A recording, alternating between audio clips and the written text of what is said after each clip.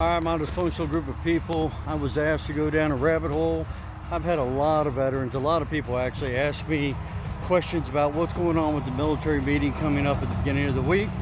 So what I wanted to do is run a list of all the different things that have been given to me as ideas. Have you guys tell me, is it probable? Is it possible? And more importantly, the one question that not one person on social media or any of the other people have asked, I'm going to ask you guys at the very end. So hang tight, grab a hold of yourselves, little buttercups, and here we go. First and foremost, the one that I get common is they're coming together for Venezuela. I don't think we would gather all of our greatest military people for just Venezuela, not something of that nature. Second one that I'm being given a lot is there's an issue coming up between NATO and Russia. Seems more probable, but still, I don't see that one happening, but I'm here for your thoughts. Third one I'm giving is the coalition, the axis coming together of North Korea, China, Iran, Russia, Venezuela, that kind of stuff. There's something stirring within that one. Maybe, but you know, you see a lot going on, and it's what you're not hearing and what you're seeing under the table that leads you to not think that one either. I have another one where there's apparently a rock coming. It's supposed to be a city killer. It was going to hit the planet, but now it's going to hit the moon, and apparently NASA is going to send a nuke up and hit that. And they're preparing for the side effect or the effects of that one. Find that intriguing. I did find an article on that. Don't really know where we're going with this. So there are a couple more.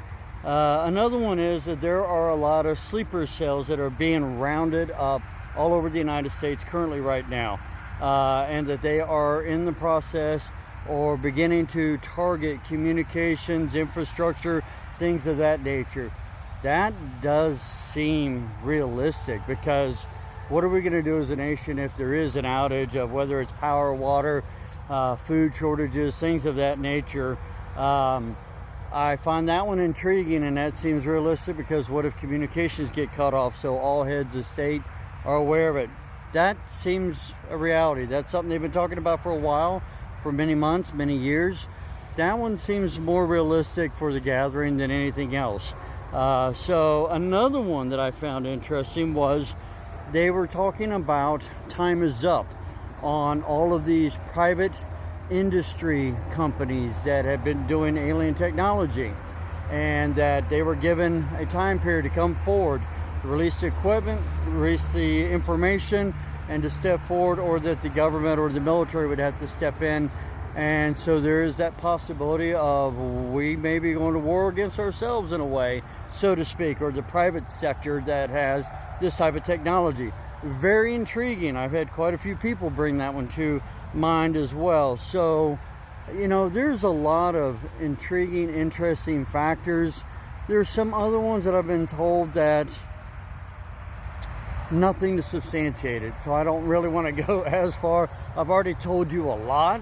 I want you to run this through your head, and I would love to get your feedback. Is the fact that maybe we have all of this going on, and we have this three-eye atlas thing happening where they're saying an alien ship coming, are they friendly, are they foe? We don't know. So is it that one of these things is about to happen, or are several of these factors about ready to come together like a perfect storm? And we're trying to prepare nationally for all these different variables, both internally and externally. But you know, the number one question that nobody's been asking, why on God's green earth would anybody put all of our greatest high-ranking people in the military in one spot at the same time? I mean, that is the dumbest thing that you could do in combat. You don't do that. That's chopping the head off the people. So if one person is lucky, and that does happen, and I pray to God that never does happen, then we are in a really bad situation as a nation. So I hope why they're coming together is for a really good reason, but logically, common sense wise, what really is baffling me is the silence from all of my combat veterans on not asking this question. Why? When you would never do that in combat. You would never group all of your smartest people together, all of your people that logistically manage everything in the military. You would never, under the God's green earth, put everybody together under one roof. So I hope there's a really good reason, and I pray that nothing is about to happen that we can't manage. But I would love to have your feedback, and I'd like to understand why somebody thinks this is the right step moving forward, putting everybody together in such a way. So just my opinion. Love to hear your feedback. Going down the rabbit hole. And to my veteran friend that asked me to step up on this stuff, I'm trying. Be safe. God bless.